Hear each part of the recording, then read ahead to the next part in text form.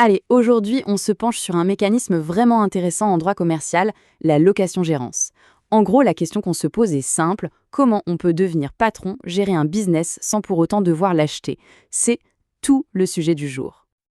Voilà, c'est exactement ça la question de départ. C'est le problème que la location-gérance vient résoudre. On a envie de se lancer, de tester une activité, mais on n'a pas forcément le capital pour acheter tout le fonds de commerce. Eh bien, c'est justement là que ce type de contrat devient une super porte d'entrée pour pas mal d'entrepreneurs. Alors, concrètement, qu'est-ce que c'est?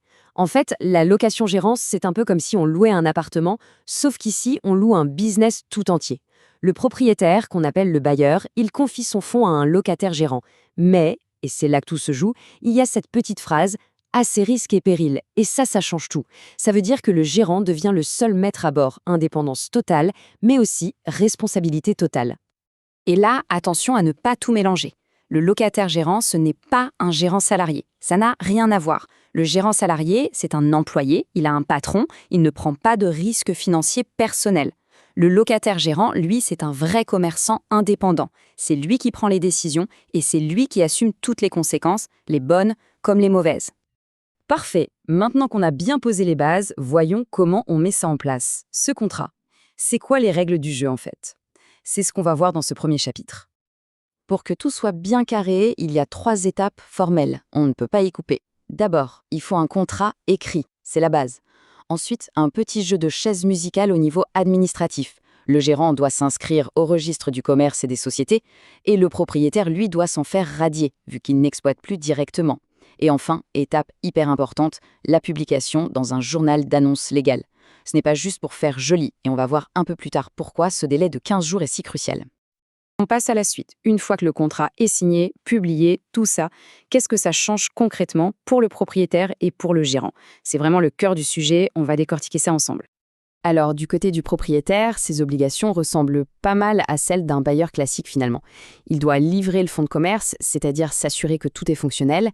Il doit aussi garantir au gérant qu'il pourra travailler tranquillement, sans être embêté par un défaut caché ou par quelqu'un d'autre qui prétendrait avoir des droits sur le fonds. Et petit détail intéressant, même s'il loue son fonds, il en reste le propriétaire et il peut donc tout à fait décider de le vendre. Et pour le locataire gérant, le deal est simple. Il doit exploiter le fonds en bon père de famille sans le transformer complètement. Évidemment, il doit payer sa redevance, son loyer quoi. Et il a cette obligation essentielle de maintenir la valeur du fonds. Enfin, ce contrat est ce qu'on appelle intuitu personae. En clair, il est lié à la personne même du gérant. Ça veut dire qu'il ne peut pas décider de sous-louer le business à son cousin sans l'accord du propriétaire. Mais bon, un contrat, ça ne dure pas éternellement.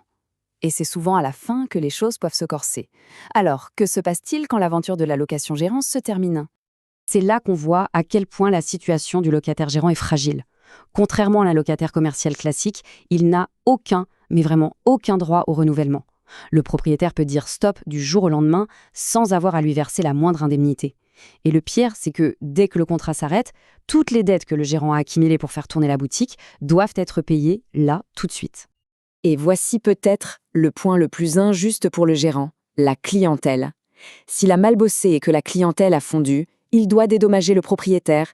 Mais s'il a été exceptionnel, qu'il a développé le business et fait grimper la valeur en flèche, eh bien c'est le propriétaire qui empoche toute la plus-value. C'est considéré comme une amélioration du fonds et le gérant n'a droit à rien en retour. C'est un pari vraiment risqué. Il y a quand même une petite porte de sortie pour le gérant. Une fois que tout est fini, en principe, rien ne l'empêche de s'installer juste en face et de faire concurrence à son ancien bailleur. Sauf, bien sûr, si une clause de non-concurrence avait été prévue dans le contrat. C'est un pan super important à négocier dès le départ. Jusqu'à maintenant, on est resté dans la relation propriétaire-gérant. Mais ce contrat, il a aussi des conséquences sur les gens autour, ce qu'on appelle les tiers. On regarde ça tout de suite. Il faut bien avoir ce schéma en tête. Souvent, la personne qui possède le fonds de commerce n'est pas propriétaire des murs du local. Elle est elle-même locataire. Et donc, le locataire-gérant, il se retrouve tout en bas de la chaîne. Il n'a aucun lien direct, aucun droit vis-à-vis du propriétaire des murs. Ce chiffre, 3 mois, il est clé. C'est une protection pour ceux à qui le propriétaire du fonds doit de l'argent.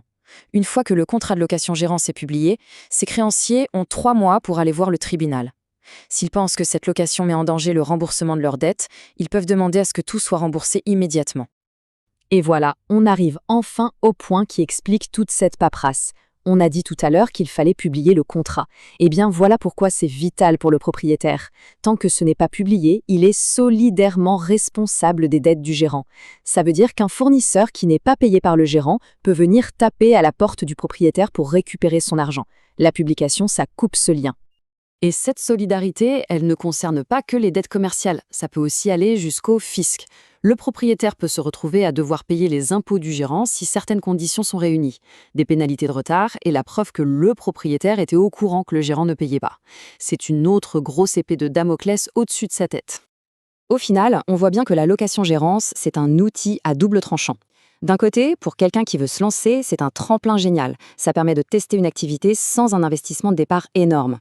Mais de l'autre côté, pour le gérant, les risques sont vraiment très élevés, surtout à la fin. Alors, tremplin ou piège? La réponse finalement, elle dépendra vraiment de la qualité du contrat qui a été signé et de la prudence de chacun. Voilà pour ce tour d'horizon, merci de l'attention.